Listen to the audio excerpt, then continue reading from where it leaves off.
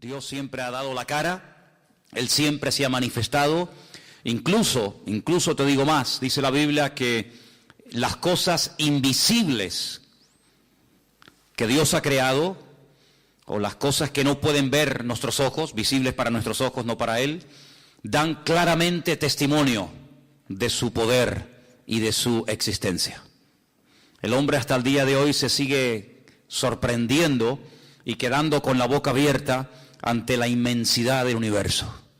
Cada día descubren algo nuevo, una estrella, un planeta, un satélite, siempre están descubriendo algo nuevo las personas que se adentran en ese mundo infinito del cosmos, del universo, ¿no? Y a través de él podemos descubrir la grandeza, la magnitud de nuestro Dios. Dice la Biblia que los cielos cuentan la gloria de Dios y el firmamento anuncia la obra de sus manos. Y cada día emite al día siguiente y así sucesivamente un mensaje. Mensaje que el que lo quiera aprender y lo quiere oír, lo escuchará, lo verá y lo comprobará. Mensaje que permanecerá oculto ante los ojos, ante la actitud del hombre rebelde, del hombre orgulloso, de la persona que se niega y que se cierra totalmente a la posibilidad de que detrás de este mundo que vemos y vivimos hay un diseñador. Las cosas no se crearon así, de la nada, por un accidente, sino que detrás de todo lo que vemos, incluso de lo que no vemos, hay un creador, hay un hacedor, hay un Dios todopoderoso que con el poder de su palabra fue ordenando y poniendo cada cosa en su sitio, y cada cosa creada tiene un propósito y tiene una razón de ser. Y en esta tarde estamos aquí y hoy va a ser el último día que vamos a estudiar las famosas iglesias del Apocalipsis. Todo lo que el Señor le tenía que decir a su iglesia no lo dijo todo en los evangelios. Sabemos que Él estuvo viviendo en un pequeño país llamado Israel hace 2000 años. Recorrió ese pequeño país de punta a punta, de norte a sur y de este a oeste. Dijo muchas cosas, sin lugar a dudas. Hizo cosas extraordinarias que jamás nadie ha logrado, igualar o repetir. Pero sin embargo el Señor no dijo la última palabra a su pueblo en los evangelios, sino que en el libro del Apocalipsis encontramos lo último que el Señor quería decirle a su pueblo, es decir, a su iglesia. Hemos visto desde la iglesia de Éfeso, pasando por la iglesia de Pérgamo, de Tiatira, de Sardis, de Filadelfia, etcétera, cómo las iglesias de aquella época, del siglo I, pues no se encontraban todas en óptimas condiciones. Había congregaciones, como hemos visto en estos últimos días, estas últimas semanas, que estaban teniendo problemas con la doctrina, falsas doctrinas, algunas son mencionadas, otras no, se habían introducido dentro de la vida de las iglesias locales, y el Señor confronta a las iglesias y les dice: oye, esto no puede ser, ustedes tienen que creer la verdad os hará libres. No son las mentiras, no son las manipulaciones de la palabra, de la historia o de la ciencia las que tenemos que creer, sino es la verdad, y la verdad soy yo. Y por eso el Señor le hablaba a cada iglesia y la confrontaba, y a una iglesia le decía una cosa y a otra iglesia le decía otra, y vemos que nunca ha habido una iglesia perfecta en estos últimos 2000 años. Así como tampoco hay cristianos perfectos, y así como tampoco hay pastores perfectos, la iglesia está en un proceso, en un crecimiento, ¿verdad? Y en el crecimiento a veces pues ocurren roces y discrepancias y choques, pero para todo, según la Biblia, hay remedio. Amén, hermanos. Para todo hay solución, incluso hasta para la misma muerte. Sé que por ahí hay gente que dice, todo tiene solución menos la muerte. Pues precisamente ese es el problema más fácil de solucionar, precisamente el tema de la muerte. Es más fácil solucionar el tema de la muerte que a veces enfrentarnos a los problemas de la vida. Y vemos en el libro del Apocalipsis que cada iglesia recibió el mensaje que tenía que recibir, ni más ni menos. Vimos algo muy interesante que tiene que ver con las obras. Es una palabra que aparece en 7 ocasiones diferentes. Yo conozco tus obras, yo conozco tus obras. Sí, lo que habéis hecho y por qué lo habéis hecho y lo que estáis haciendo, todas esas cosas, el Señor las conocía perfectamente. Y hemos llegado hoy al último mensaje. Sinceramente, si me preguntaran de todas las iglesias, ¿cuál crees tú que era la peor? La que se encontraba en peor situación. Pues sin lugar a dudas la que vamos a estudiar hoy. Algunos dirán, pero el Señor dice que la iglesia de Sardis tenía nombre de que vivía, pero estaba muerta. Sí, es verdad. Pero también dice el mensaje del Señor a la iglesia de Sardis que había unas pocas personas, un pequeño remanente, no sabemos de cuántas, pero había un pequeño grupito de hermanos en la ciudad y en la iglesia de Sardis. Dice que no se habían dejado arrastrar ni contaminar por la corriente, por el espíritu que reinaba en la ciudad. Por lo tanto, aunque la iglesia estaba mal, realmente, había un pequeño grupo que todavía estaba ahí brillando. Sin embargo, la única iglesia de las 7 que no recibe ningún elogio, ninguna felicitación, ningún reconocimiento positivo, nada que mencionar, que sea digno de mencionar, es precisamente la iglesia de Laodicea. Y quiero llevarte a este último mensaje que se encuentra en Apocalipsis capítulo 3. Apocalipsis capítulo 3, desde el versículo 14 en adelante, vamos a leer el mensaje. Y dice la palabra del Señor así: escríbele al ángel de la iglesia en Laodicea.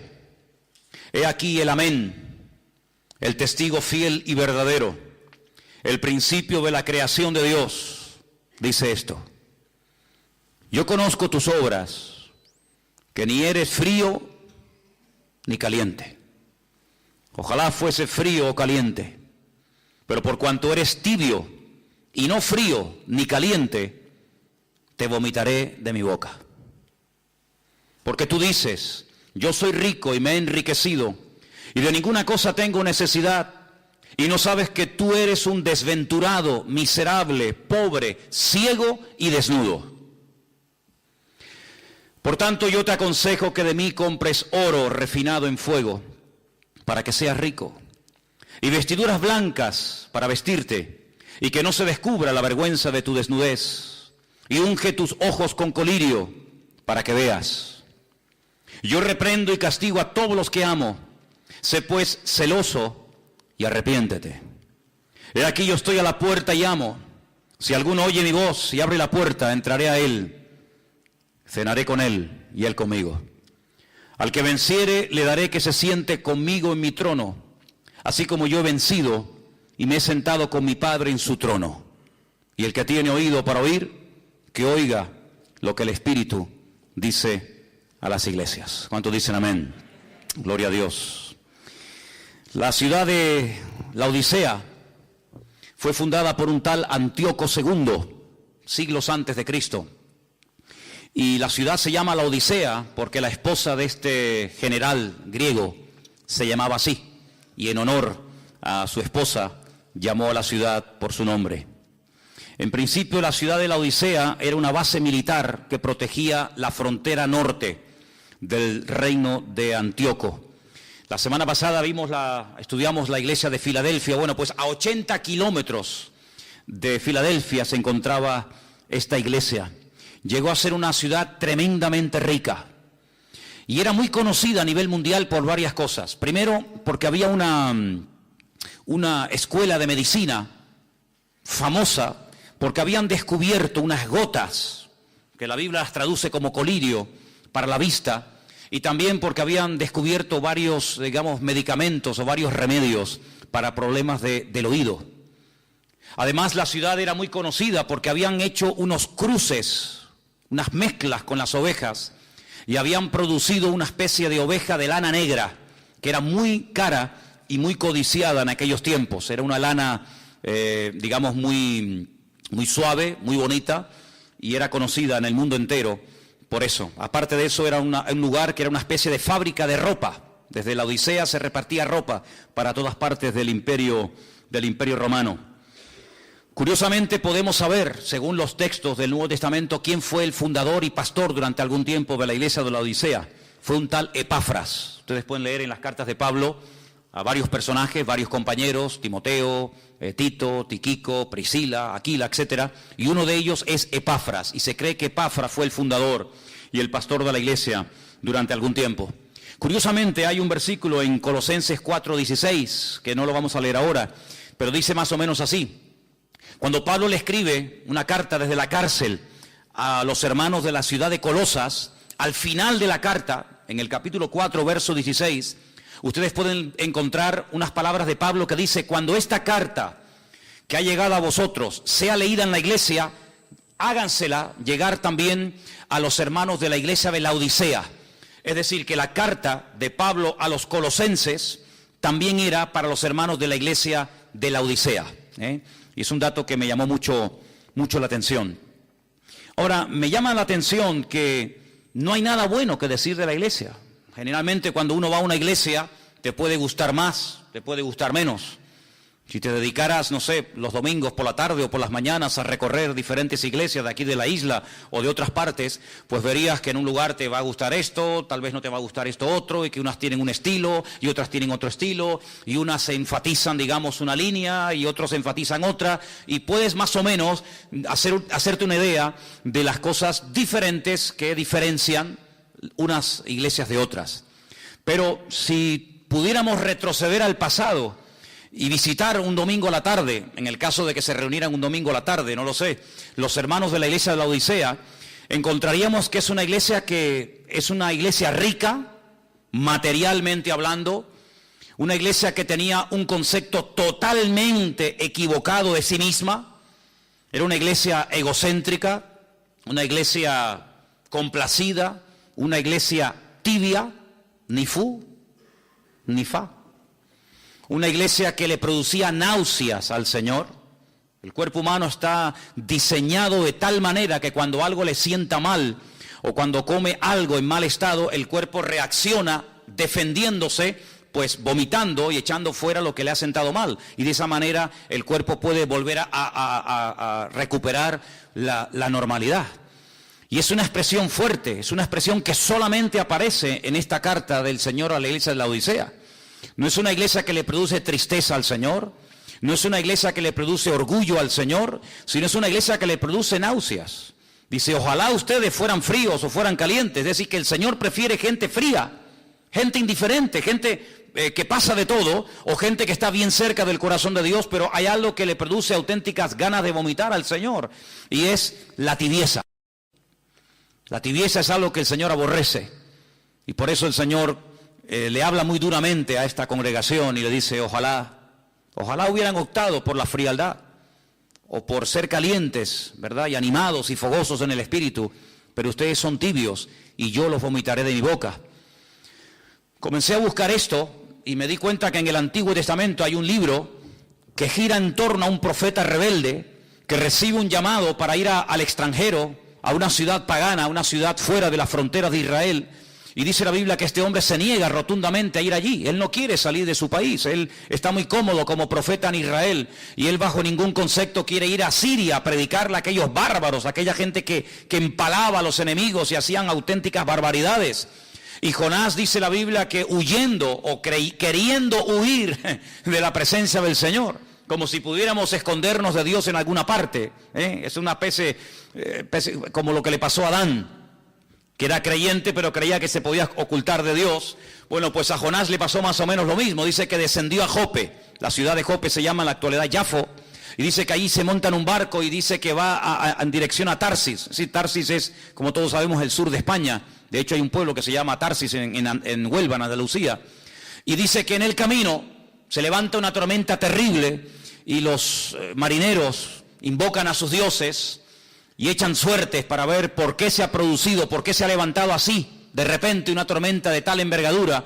Y dice que la suerte cayó sobre Jonás y le preguntan, ¿tú quién eres? ¿Qué haces aquí? ¿Cuál es tu Dios? Cuéntanos un poco de tu vida. Y la Biblia dice que Jonás abre su corazón y les dice, yo soy un profeta del Dios vivo, del Dios verdadero. Yo soy profeta de Dios, soy la voz de Dios en Israel y Él me ha mandado a Nínive, pero no quiero ir a Nínive, me resisto, no, me rebelo completamente, no quiero que esa gente tenga oportunidad de arrepentimiento. Y bueno, ¿y cómo podemos solucionar este problema? La Biblia dice que Él les propone a ellos, increíble, una cosa increíble, écheme por la borda y ya veréis cómo todo se calma. Efectivamente, así fue. La Biblia dice que lo tiraron por la borda y al instante la tempestad se calmó. Pero el Señor tenía un gran pez, no una ballena como por ahí se dice, sino un gran pez, dice la Escritura. Algunos hablan del famoso Leviatán, el pez es el gigante que aparece en el libro de Job. Dice que lo tragó y lo tuvo durante 3 días y 3 noches metido en el vientre. Y ahí estaba, y seguramente, si no hubiera cambiado de actitud y si no hubiera clamado al Señor, allí hubiera muerto. Y nadie se iba a enterar de qué murió y dónde murió y cuándo murió el profeta Jonás, más que aquellos marineros que lo tiraron por la borda. Pero es allí dentro de aquel enorme pez que él vuelve en sí, como si fuera el hijo pródigo, ¿verdad? De Lucas capítulo 15. Y dice que él se arrepiente y le pide perdón al Señor. Y le pide al Señor una segunda oportunidad. Y le dice, si me sacas de aquí, yo iré a predicar tu palabra. Y esa actitud de arrepentimiento, esa actitud de querer hacer las cosas bien, decentemente y con orden, conforme al diseño y al propósito de Dios para su vida, fue lo que hizo que el pez ya no pudiera retenerlo en sus entrañas. Es decir, mientras estaba en rebeldía, mientras estaba en desobediencia, allí estaba y no iba a salir jamás. Pero en el momento en el que hay el más mínimo cambio, en el momento en el que Jonás dice, yo quiero hacer la voluntad de Dios, aunque no la quieras en el fondo hacer, pero voy a hacerla, voy a cumplirla, voy a obedecerte, en ese momento el pez ya no lo pudo resistir y dice que lo vomitó y lo echó en tierra. Ya no era el lugar idóneo para el profeta Jonás. Mientras estaba en rebeldía, sí, pero una vez que él quiere hacer las cosas bien, el pez ya no puede resistir aquella actitud. Ahora vemos en el libro de Apocalipsis al Señor diciendo, toda aquella persona que sea tibia, la vomitaré de mi boca. Así como Jonás fue vomitado por aquel enorme pez, yo vomitaré de mi boca, yo arrancaré de mi cuerpo, sacaré de mí toda aquella persona que haya decidido en la vida ser tibio. Yo le preguntaba al Señor en este día y durante esta semana, mientras preparaba este mensaje para compartir con ustedes hoy, Señor, si a lo largo de la historia, tanto en la Biblia como en otros momentos, vemos que ha habido iglesias que han sido atacadas despiadadamente por falsas doctrinas y enseñanzas, como hemos visto en alguna ocasión, y si hubo iglesias que fueron atacadas por la persecución o por falsas profecías o falsos apóstoles o pastores o maestros o evangelistas, Señor, ¿será posible que a lo largo de la historia los problemas que caracterizaron a las iglesias del Apocalipsis, puede ser que se vean esos problemas hoy en día? Por supuesto que sí, no les quepa la menor duda. Hay iglesias donde la falsa doctrina ha entrado y ha despedazado a la iglesia. Iglesias hermosas, iglesias bonitas, iglesias que iban en una buena trayectoria, se abrieron a un método, a un sistema, a una enseñanza tal vez muy novedosa, porque todo lo nuevo siempre tiene un factor de atracción, ¿verdad? Todo lo nuevo como que atrae a la gente, y vemos que el resultado ha sido un auténtico desastre. Así que hay iglesias que han sido atacadas por falsas doctrinas y por persecuciones y falsas profecías y falsos ministerios, pero yo le preguntaba al Señor, pero Señor, ¿puede ser que hoy en día haya gente que se congregue en las iglesias y que sean tibios? Por supuesto que sí, hermanos, por supuesto que sí, pero déjenme que les diga algo. Los tibios, alguien decía por ahí que nunca fueron creyentes. Si fueron o no fueron creyentes, Dios lo sabe. Pero para perder algo en la vida, un día tuviste que tenerlo. Porque no se puede perder algo que tú nunca tuviste. Tú nunca podrás perder el coche si no tienes coche. Tú nunca podrás perder unas llaves si nunca tuviste esas llaves. Tú nunca podrás perder a un hijo si nunca has sido padre o madre. Lo que uno tiene en la vida, sea familiar, sea material o sea de la índole que sea, se puede perder siempre y cuando tú lo tuviste. Y analizando esta iglesia sin lugar a dudas tuvo que tener su tiempo de gloria. Esta iglesia tuvo que ser fundada, digamos, por Epafras o por Pablo o por Juan, me da igual. Pero esta iglesia tuvo que tener un tiempo en el que iba bien las cosas. En el que funcionaba los jóvenes, la escuela dominical, los cultos, etcétera. Pero si esta iglesia, como vamos a ver ahora, terminó perdiendo lo más hermoso que puede tener una congregación, que no es ni el equipo de sonido, ni el local en propiedad, sino que lo más hermoso que podemos tener como pueblo de Dios es la misma presencia del Señor. Si terminaron perdiendo la presencia del Señor es porque un día la tuvieron, porque si no, nunca podían haberla perdido. Si estaban tibios, quiere decir que un día estuvieron calientes. Porque de frío no se pasa a tibio, pero de caliente sí se puede pasar a tibio. Luego esta iglesia tuvo que tener un tiempo que todo iba bien. Pero la palabra del Señor nos dice que esta congregación cayó en un amor hacia el materialismo. Fíjense lo que la iglesia decía de sí misma. Vamos a leerlo. Apocalipsis capítulo 3, versículo 17. Los hermanos, los creyentes, los miembros, los que asistían a esta congregación, a esta comunidad cristiana, decían: somos ricos, nos hemos enriquecido, de ninguna cosa tenemos necesidad. Sin embargo, cuando el Señor le habla y la confronta, no coincide lo que el Señor le dice a ellos con lo que ellos pensaban de sí mismos. No coincide en nada. El Señor les dice: ustedes sois desventurados, miserables, pobres, ciegos y desnudos. No hay nada de coincidencia entre el concepto de la congregación y el concepto que el Señor tenía de la congregación. Luego hay un divorcio entre el concepto personal de la iglesia y el concepto, la opinión que el Señor tenía de dicha congregación. Una iglesia donde el Señor no era el centro. Una iglesia donde el ego de ellos, el amor a lo que tenían, era el centro. Y todo giraba en torno a lo que tenían, no en torno a lo que eran. Ahora, alguien puede preguntarse: ¿pero es malo tener prosperidad y abundancia y riqueza y que todo te vaya bien en la vida? En absoluto. Es más, con la Biblia en la mano te digo que la voluntad de Dios es que nos vaya bien en la vida. La Biblia nos enseña ya desde los tiempos de Josué, en el capítulo 1 de su libro, que nunca se aparten de tu boca este libro de la ley, sino que medites en él de noche y de día, para que todo lo que hagas te salga bien, dice la Biblia. Luego, la voluntad de Dios es que no vayas de mal en peor, ni de trancas a barrancas, sino que la voluntad de Dios es que vayas bien por la vida, bendecido, prosperado, contento, gozoso. Esa es la voluntad de Dios.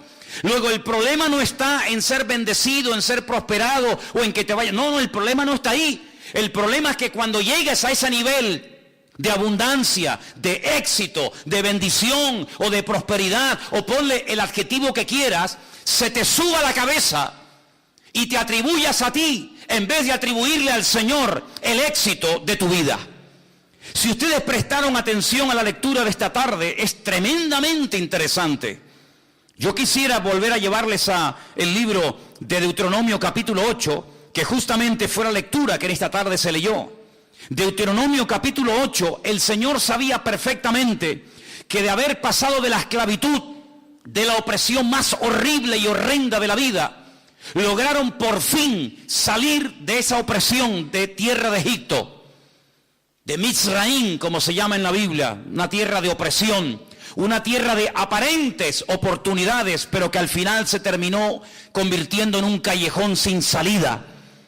Lo dije en una ocasión, la palabra Egipto, Mizraim en la Biblia, empieza con la letra M y termina con la letra M en hebreo. Y hay dos M's, dos tipos de letra M en hebreo. Una que es abierta, que se escribe al principio o a la mitad de una palabra, y otra letra M, que tiene el mismo nombre, pero que se escribe al final y es totalmente cuadrada, no se puede entrar a ella, es totalmente cerrada. Y curiosamente el Señor llama a Egipto Mizraim, un país que aparentemente te ofrece todo a cambio de nada. Un país donde cuando en otros países hay miseria, trabajo, o no hay trabajo, y pobreza, y sequía, y muerte, y paro, en Egipto siempre hay de todo. No sé cómo se las arreglan. Y allí se fueron los hijos de Jacob, porque se les abrió la puerta, porque además José era el hombre más importante después de Faraón en Egipto. Pero al final aquella aparente puerta abierta se terminó convirtiendo en una ratonera, en un lugar donde los convirtieron en mano de obra, y de allí no podían salir, en un lugar de opresión y de estrechez y de amargura. Y durante casi 4 siglos estuvieron pasándolo mal. Y durante mucho tiempo estuvieron gimiendo y llorando y clamando al Señor con toda su alma y con todo su corazón: sácanos de aquí que nos van a matar esta gente. Bueno, pues lograron salir, todos sabemos la historia, todos sabemos esto. Y cómo el Señor los sacó con mano fuerte y poderosa de Egipto y les abrió el mar rojo y los condujo por la tierra prometida, por el desierto, rumbo a la tierra prometida. Pero mira lo que les dice el Señor: cuando lleguen a la tierra prometida, escuchen bien esto, hermanos, cuídate de no olvidarte del Señor. Deuteronomio 8:11, para que cumpla sus mandamientos, sus decretos, sus estatutos que yo te ordeno hoy. Ándate con ojo, amigo. No suceda que comas y te sacies y edifiques buenas casas en las que habites, y tus vacas y tus ovejas se aumenten, y tu plata y el oro se te multipliquen, y todo lo que tuvieres se aumente, y se enorgullezca tu corazón. Cuando uno está en un lugar bajo, encerrado, puede sentir claustrofobia y quiere salir de ahí. Pero cuando una persona sube muy alto, hay personas que padecen de vértigo. Y cuando una persona sufre de vértigos, pierde la cabeza y se puede matar. Y eso fue lo que le pasó a la iglesia de la Odisea, que creció y fue multiplicada tanto su riqueza material, que se le subió a la cabeza y terminaron perdiendo la poca o la mucha espiritualidad que un día lograron tener. ¿Por qué? Porque terminaron adorando más a lo que tenían que al Dios al cual tenían que honrar y servir. Y dice la Biblia en el versículo 15, el Señor que te hizo caminar por un desierto grande y espantoso, lleno de serpientes venenosas, de escorpiones y de sed donde no había agua, y Él te sacó agua de la roca del pedernal, que te sustentó con maná en el desierto, comida que tus padres no habían conocido, afligiéndote y probándote para la postre hacerte bien. Y ahora escucha: y digas en tu corazón, cuidado, ahí está el problema, no en la riqueza, no en lo material, sino en tu corazón. Y digas en tu corazón, mi poder y la fuerza de mi mano me han traído esta riqueza. Ahí no mencionan a Dios para nada, sino soy yo, mi fuerza, mi poder. Sino que acuérdate del Señor tu Dios, porque Él es el que te da el poder para hacer las riquezas, a fin de confirmar su pacto que juró a tus padres, como en este día. Mas si llegares a olvidarte del Señor tu Dios, y anduvieres en pos de dioses ajenos, y les sirvieres a ellos y te inclinares, yo lo afirmo hoy contra vosotros, que de cierto pereceréis, como las naciones que el Señor destruirá delante de vosotros, así pereceréis, por cuanto no habéis atendido la voz del Señor vuestro Dios. Eso fue lo que le pasó a la iglesia de la Odisea. Ya también le pasó a Israel, pero ahora estamos hablando de la iglesia de la Odisea. Una iglesia que fue bendecida, una iglesia que fue prosperada, una iglesia que decía: nos hemos enriquecido, tenemos absolutamente de todo y no necesitamos de nada. Qué ceguera espiritual tan grande. Perdieron la sensibilidad, le dieron lugar al orgullo, al materialismo, y terminaron perdiendo, como dije hace un instante, el tesoro más grande que puede atesorar un creyente y una congregación, y es tener la bendita y preciosa presencia del Señor. Dice en el versículo 20, he aquí yo estoy a la puerta y llamo. No le está hablando el Señor a una secta peligrosa, destructiva. No está a la puerta de un templo pagano, sino le está hablando al pueblo de Dios, a su iglesia.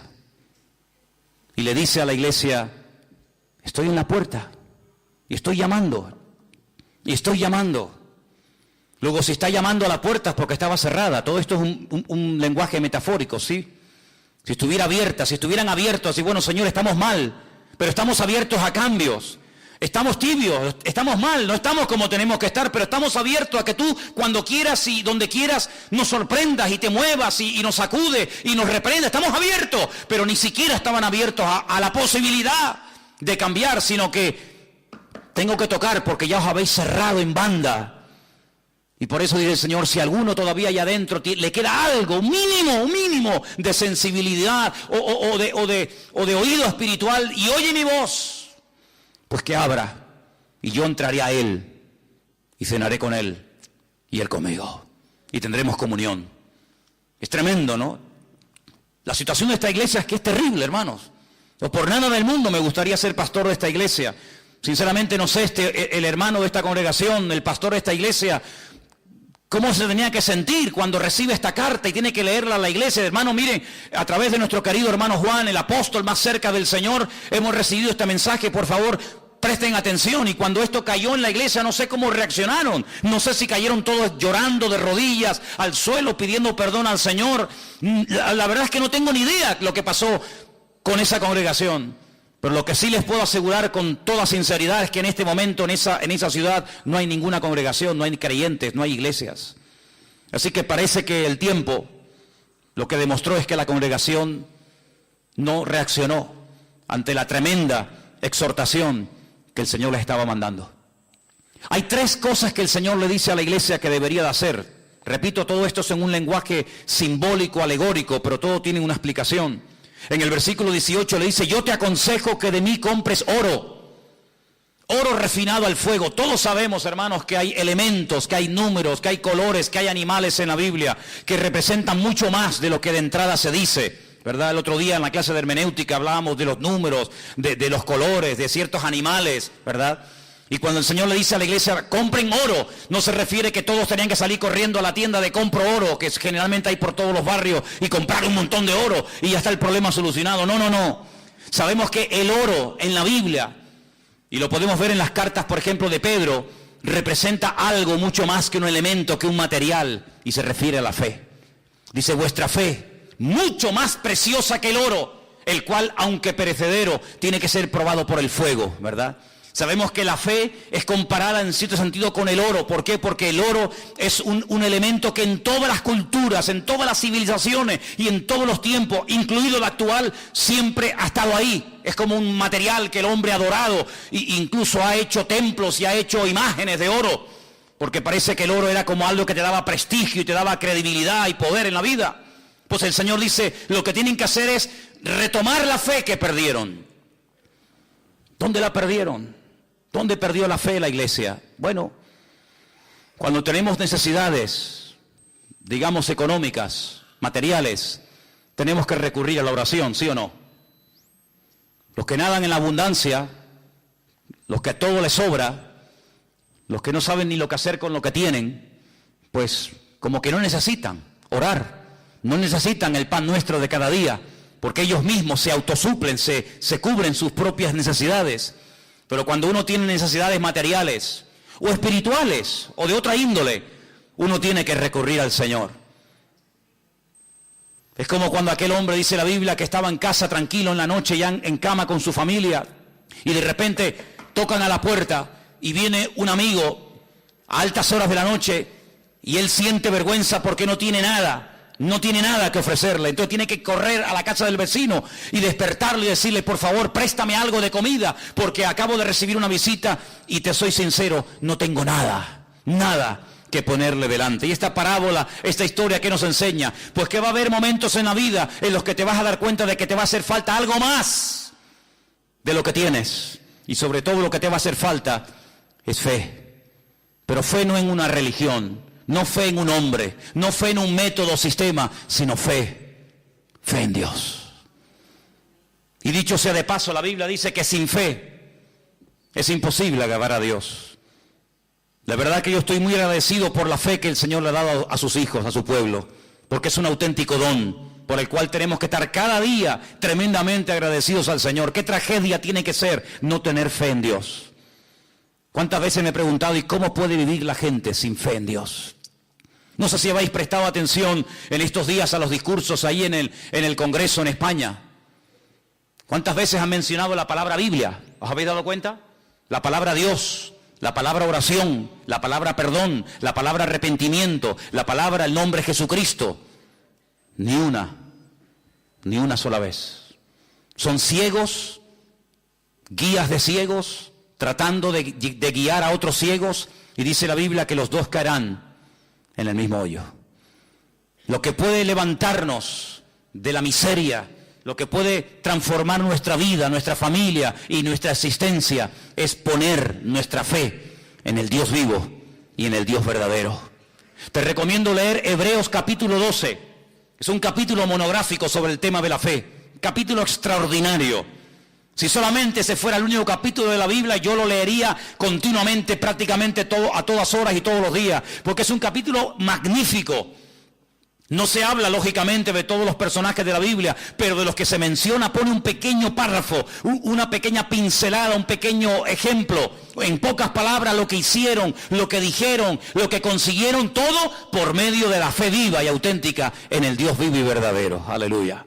Así que eso es lo que le dice el Señor. Déjense de tanto presumir de lo que tienen. Déjense de tenemos, porque lo que tienen que tener no lo tienen. Y lo que tienen que comprar, lo que tienen que obtener urgentemente es fe.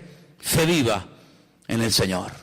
En el mismo versículo 18 le dice el Señor, y además también le aconseja el Señor vestiduras blancas. Las vestiduras blancas en la Biblia eran símbolo o eran señal de santidad, de justicia. Ellos vivían según su propia justicia, según sus propios criterios. Nosotros estamos bien, no nos pasa nada, no nos falta de nada. A nosotros el Señor no nos tiene que mandar ninguna cartita, ni nos tiene que predicar, ni nos tiene que venir nadie a visitar, a decirnos nada. Nosotros estamos perfectamente bien. El Señor le dice, ustedes están ciegos. Ustedes no se enteran, habéis perdido la sensibilidad y ustedes están confiando en sus propias justicias. Y yo lo que les aconsejo es que se compren ropas blancas, otra vez lenguaje simbólico. Es decir, no se apoyen en sus propios méritos, no se apoyen en sus justicias, porque dicho sea de paso, hay un versículo en la Biblia que dice que todas nuestras justicias son como trapos de inmundicia ante la presencia del Señor. Por lo tanto, lo que tienen que hacer es ponerse mi justicia y no la vuestra. Porque ustedes se comparan con otras personas, tal vez con menos poder adquisitivo que ustedes, y ustedes, claro, siempre se ven por encima, pero yo les digo a todos los que estáis esta tarde aquí, no te compares con uno que tiene menos que tú, porque si tú te comparas con uno que tiene menos que tú, te vas a sentir superior. El orgullo te puede atrapar y te puede hacer daño. No te compares nunca con un inferior, compárate y ponte al nivel de otro superior a ti para que te des cuenta cuánta paciencia, cuánta fe, cuánto amor, cuánto conocimiento te hace falta en la vida. Decía aquel fariseo hipócrita que subió al templo a orar, que oraba consigo mismo. Sí, oraba, pero ¿a quién? Con él, oraba con él. Yo no soy como este, yo no soy como aquel, yo no soy como tal, yo doy diezmo, yo hago esto, yo no soy como este desgraciado, yo no soy como aquel pobre tal, no, pero no te compares con los que son inferiores desde tu punto de vista. Ponte a la altura del Señor y vas a ver que eres un pobre, desgraciado, miserable, pobre, ciego y desnudo. Y eso es lo que le dice el Señor. Las justicias, no las vuestras, no en tu currículum, en tu experiencia, sino la justicia de Cristo, los méritos de Él y no los méritos tuyos. Y después le dice el Señor, como era una ciudad que producía gotas para los ojos, que producía colirio, digamos que en cierto sentido estos fueron los que inventaron las gotitas en los ojos, pues el Señor le habla en términos que ellos conocían y les dice, ya que en esa ciudad hay tanto colirio y habéis descubierto esas gotas que hacen tanto bien a la gente, compren colirio y échenselo en los ojos para que puedan ver la cruda realidad de que ustedes hace mucho tiempo han perdido mi presencia y no os habéis dado cuenta. Es interesante notar porque también en esa ciudad, a las afueras, había unas fuentes de agua. Fíjense cómo en las iglesias del Apocalipsis el Señor utiliza la geografía, el Señor utiliza las costumbres, el Señor utiliza la cultura de la época para a través de ellas darle un mensaje. Concretamente en esta ciudad acabo de decir que había una escuela de medicina donde se aplicaba estas gotas estas gotas de colirio en los ojos de la gente. Pero también a las afueras de la ciudad de la Odisea había unos manantiales de agua, pero aguas que no se podían beber. Aguas que no eran potables, pero aguas que tampoco eran aguas termales. Luego eran aguas que no servían para nada. Eran como aquellas aguas que se encontró Israel en el desierto cuando estaban muertos de sed y querían beber y salieron todos corriendo. Aquellas aguas, dice que cuando las probaron las vomitaron, porque dice que eran aguas amargas. Sí, eran aguas, pero aguas que no servían para nada. Aguas que no servían absolutamente para nada, ni para beber, ni para dárselo a los animales, ni para cocinar, ni para nada. Y así le pasaba a la ciudad de la Odisea. Sí, tienen fuentes de agua, pero no sirven para nada. Si fueran aguas termales, serían aguas terapéuticas, como hay en muchas partes del mundo, que la gente va a esos lugares y se baña con aguas calientes, de las termas de la época de los romanos.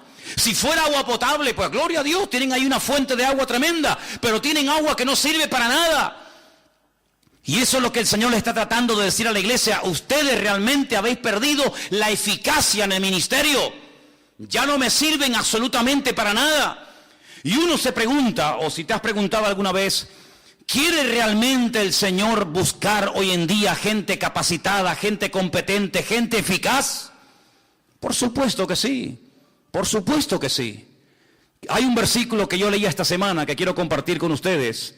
Se encuentra en Crónicas, en Primera de Crónicas, por favor, el capítulo 9.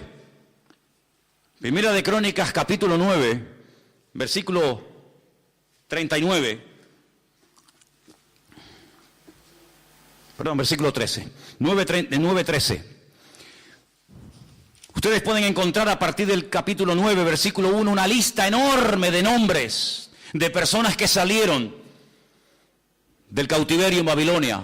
Nombres y familias, hijos y personas, para llevar una especie de relación, una especie de control de personas que salieron de un lado y llegaron a otro.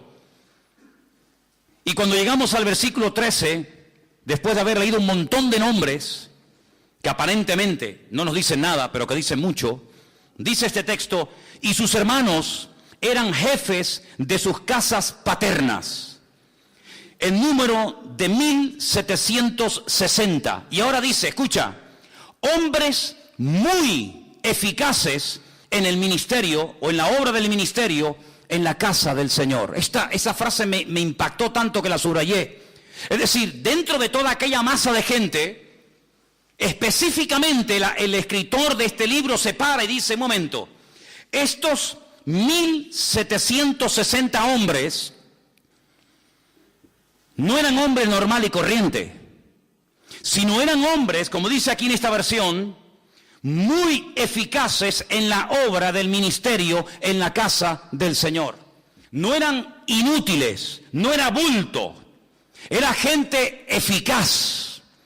He buscado este texto en otras versiones y, por ejemplo, en la versión de las Américas, que es una versión muy interesante y muy buena, dice que eran hombres muy capaces.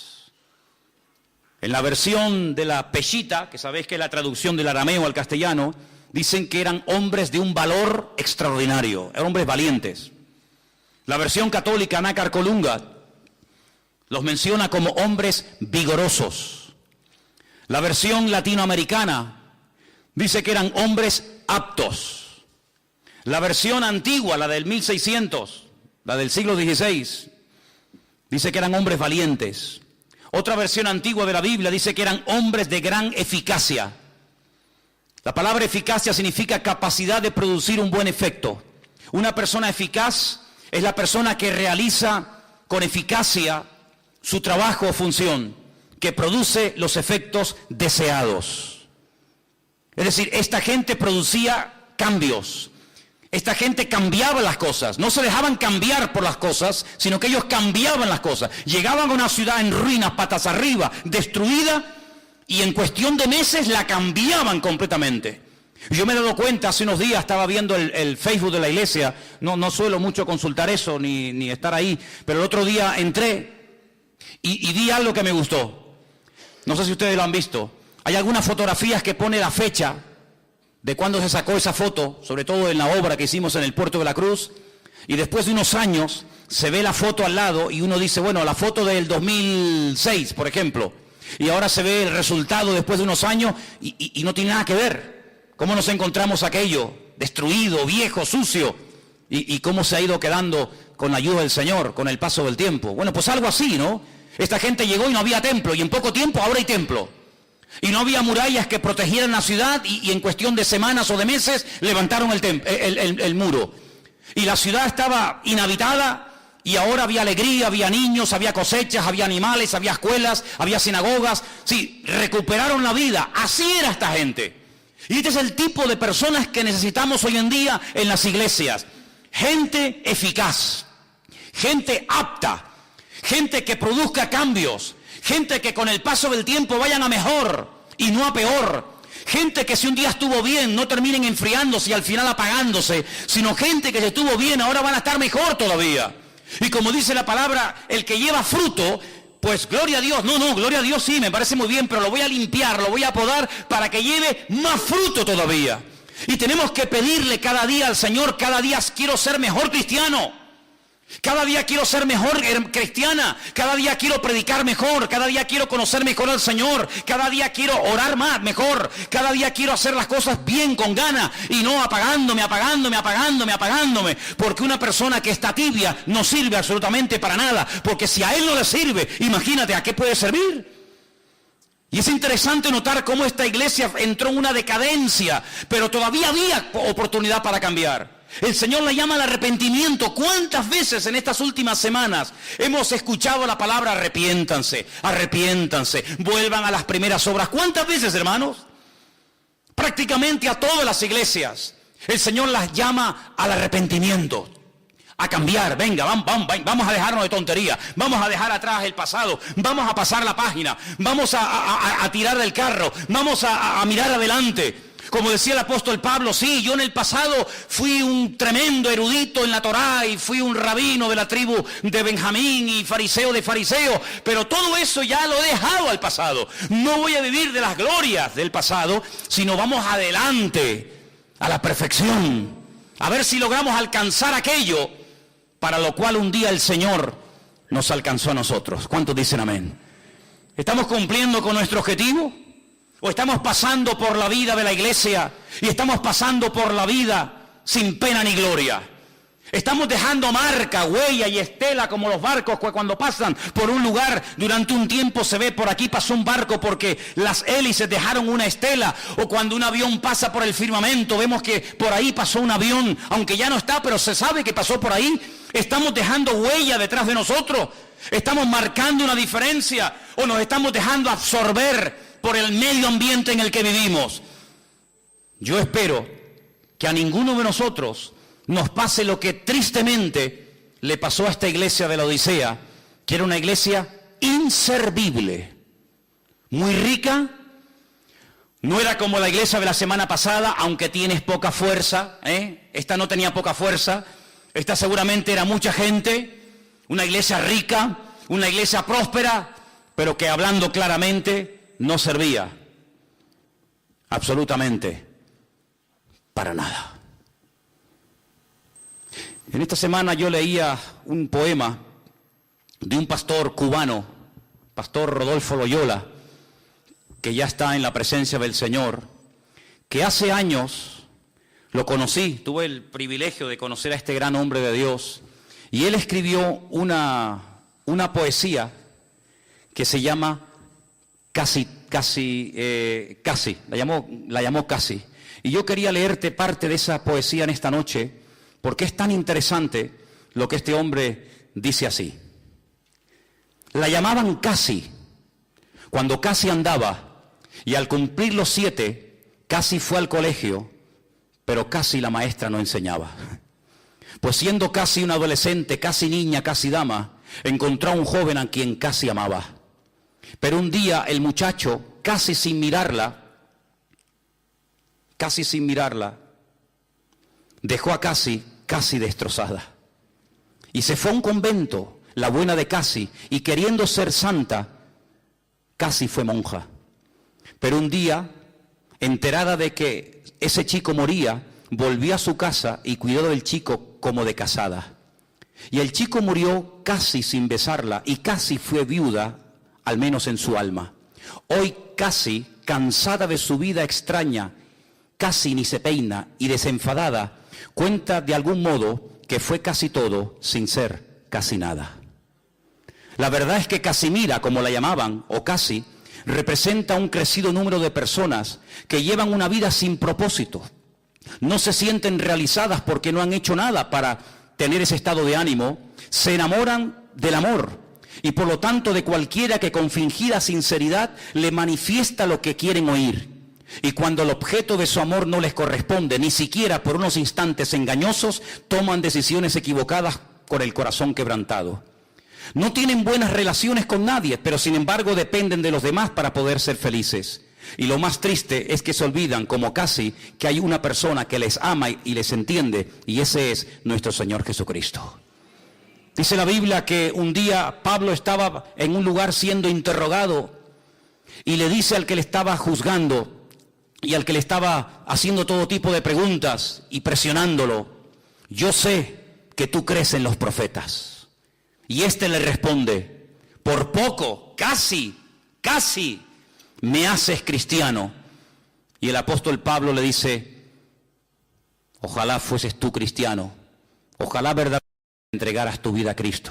A mí no me gustaría que en esta iglesia hubiera jóvenes de casi llegó a ser un buen joven, casi llegó a servir al Señor, pero casi se quedó por el camino.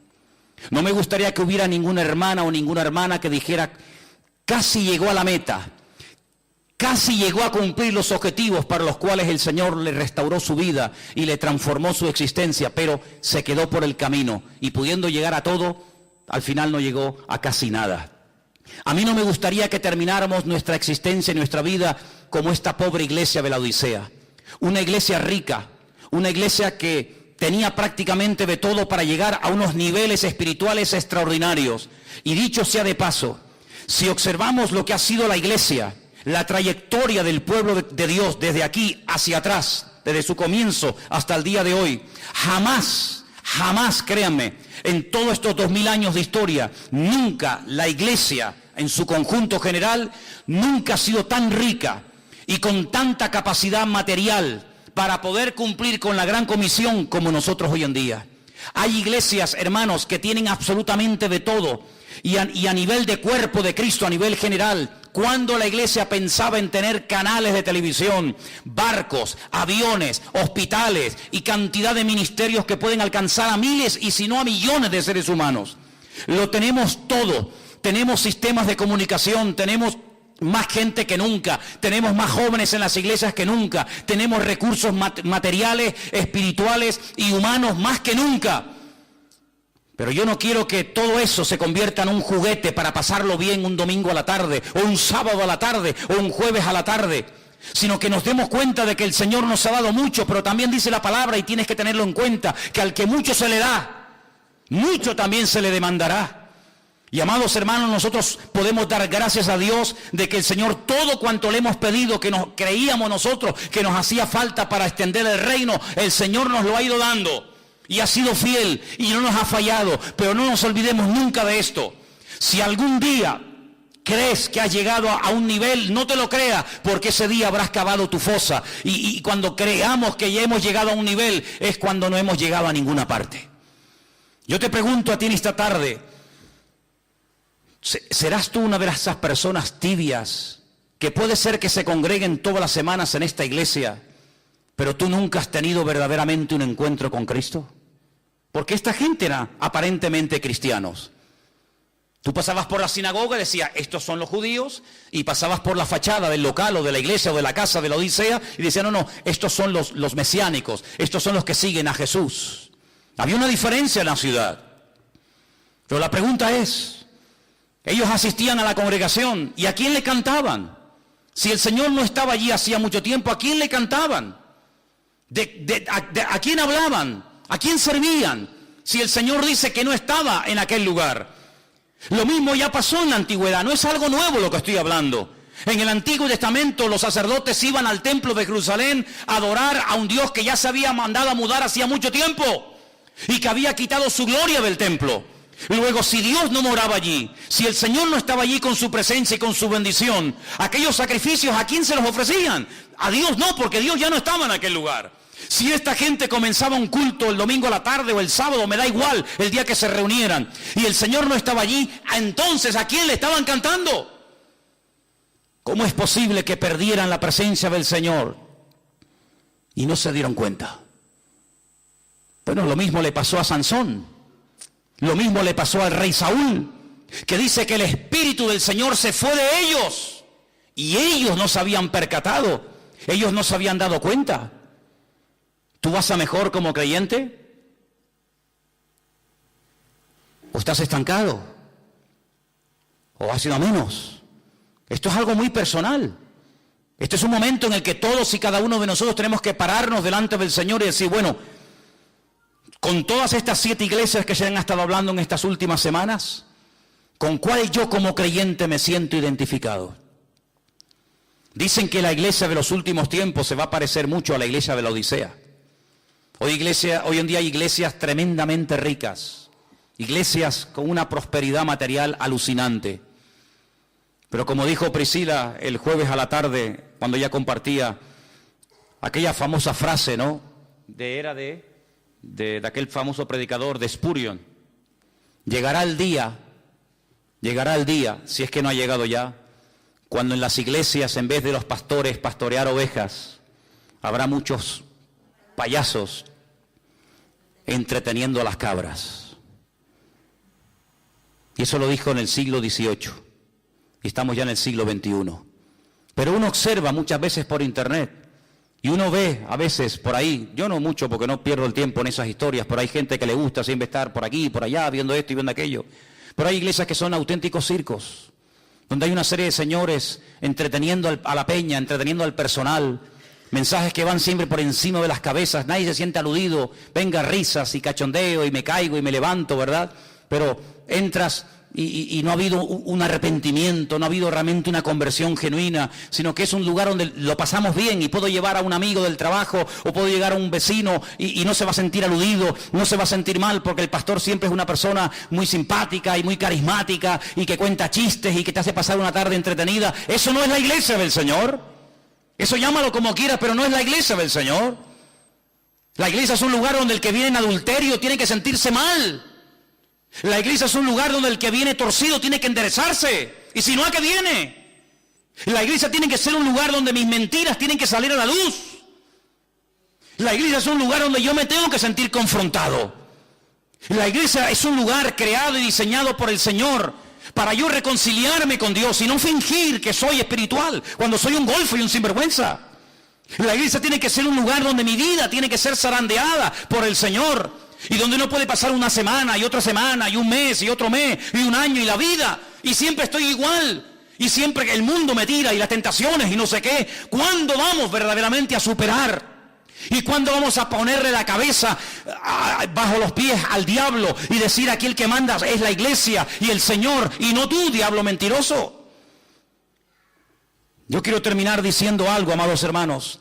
Si hay algo en tu vida contra lo cual tú has luchado, pero no lo has vencido, no lo has matado definitivamente, ándate con ojo, porque el enemigo se rearma y se quiere volver a levantar para amargarte la existencia. Y si quieres que te lo diga de una forma más objetiva y más clara, te lo digo. Cuando David fue a pelear contra el gigante Goliat, antes de matarlo, la Biblia dice que lo hirió. ¿Sí o no? Lo hirió con una piedra. Pero no dijo, bueno muchachos, tranquilos, Goliat está herido, sangra como un cerdo, va a estar por lo menos 6 meses sin aparecer y amargarnos la existencia, vámonos tranquilamente a casa. Yo les aseguro, hermanos, que si David se hubiera conformado simplemente con herir al gigante Goliat, no sé si una semana, 15 días, un mes o un año después, Goliat se volvería a levantar y en el mismo valle de Elam volvería a confrontar a las tribus de Israel y otra vez volveríamos al punto de partida. ¿Por qué? Porque se hirió al enemigo, pero no se arrancó de raíz el problema. Y en la vida cristiana no puedes ir poniendo parches. No puedes ir diciendo, bueno, hoy no caí, pero ahí está la puerta abierta. No, David fue listo, David salió corriendo. Antes de que vinieran y se lo llevaran y lo curaran, David salió corriendo y con la misma espada con la que él quería matarme a mí, yo me levanto y le cortó la cabeza. Y la enseñó a todo el pueblo, dijo, se acabó el problema, porque muerto el perro, se acabó la rabia.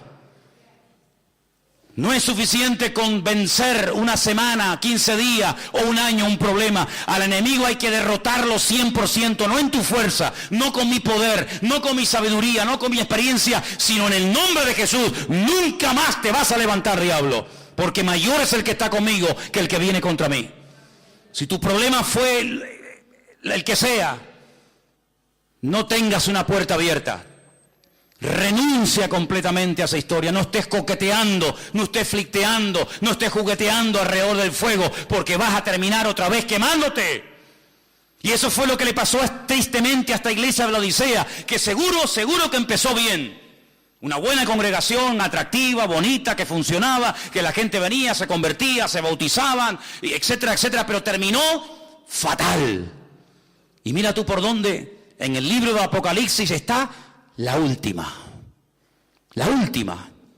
para que no nos olvidemos que si a esa gente le pasó aquello en el siglo I, cuánto más a nosotros, si bajamos la guardia y no cuidamos nuestra salvación con temor y con temblor. Vamos a orar en esta noche, cierra tus ojos ahí donde estás. Hoy es una noche especial además, porque hoy queremos acercarnos a la mesa y recordar la muerte, la resurrección, la victoria del Señor, que es nuestra victoria. Aleluya. Y la mesa está servida y la mesa está preparada para los que van a participar. Pero mi pregunta es, ¿estás tú preparado? ¿Estás tú preparado? Fíjate cómo el Señor amaba tanto a la iglesia de la Odisea, que dice la Biblia, dice la Escritura, que la llamó al arrepentimiento. Podía haber dicho, con esta gente no hay nada que hacer. Con esta gente ya no pierdo ni un minuto de mi tiempo. No, hermanos. A esta iglesia el Señor la habló. A esta iglesia el Señor la confrontó. Y yo quiero que ahí sentado donde tú estás en esta noche, con tus ojos cerrados, yo quiero que tú te acerques a la presencia del Señor y le digas al Señor, límpiame, perdóname con tu sangre, Jesús. Aleluya, Jesús. Gracias, Señor. Gracias, Señor Jesús. Ahí donde estás, si está fallando, quítenlo. ¿Sí? Hoy es un momento en el que tú tienes que tomar una decisión. Yo no soy aquí un payaso de los que se hablaban en el siglo XVIII. Yo te voy a hablar muy claro, ¿sabes? No lo que tú quieres oír, sino lo que tienes que oír. No te voy a hablar como te gustaría que te hablaran. Te voy a hablar como Dios quiere que te hable. Y el Señor a su pueblo, hoy, lo llama al arrepentimiento. No vamos a jugar más. No vamos a perder más el tiempo. Vamos a ir en serio con el Señor. Vamos verdaderamente.